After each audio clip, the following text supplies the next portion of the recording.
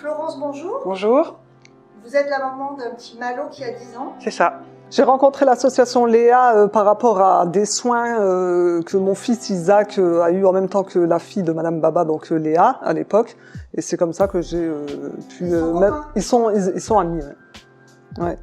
Donc vous avez un petit garçon qui a 3 ans qui s'appelle Joshua.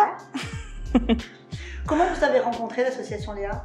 En fait, c'était pour le dossier MDPH. J'avais fait un premier dossier en octobre avec une assistante sociale du MUI. Mon dossier avait été refusé. J'en ai parlé à mon médecin qui m'a conseillé d'aller voir directement l'association Léa, qu'elle pourrait m'aider. C'est la seule association à nous aider à le monter en fait. L'association Léa, ici, elle s'est montrée vraiment très... d'une aide incroyable, quoi, parce que très performante.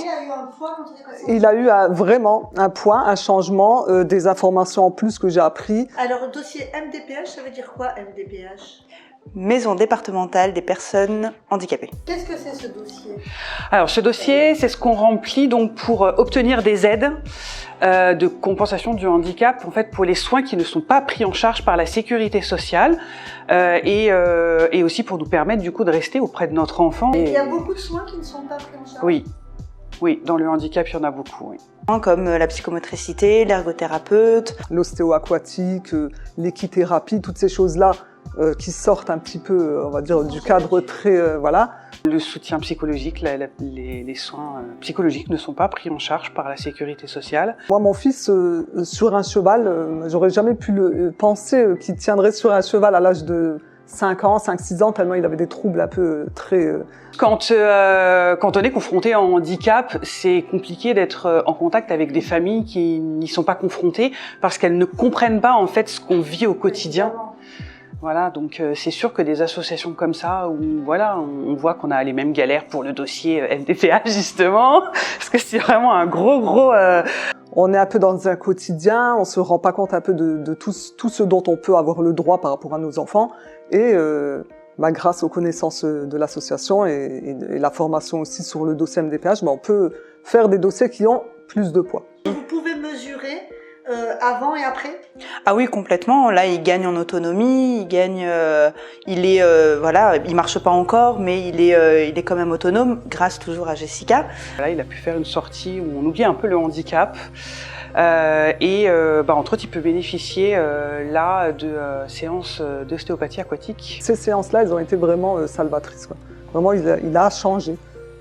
Et moi, je me dis que vraiment, cette association,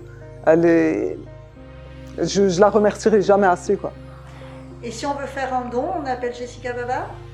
Oui, Jessica Baba, ou vous allez sur le site internet de l'association Léa, et tout est expliqué. Merci Amandine. Jessica Baba, bonjour. Pouvez-vous vous présenter et présenter surtout votre association, s'il vous plaît? L'association Léa, elle est née en même temps que mes jumelles, Léa et Calista, nées grandes prématurées. Alors, le parcours de vie de Léa a été tumultueux, a duré 3 ans et nous a poussé à continuer à changer la vie des parents. Avec Monsieur le Covid, tous nos événements sont annulés.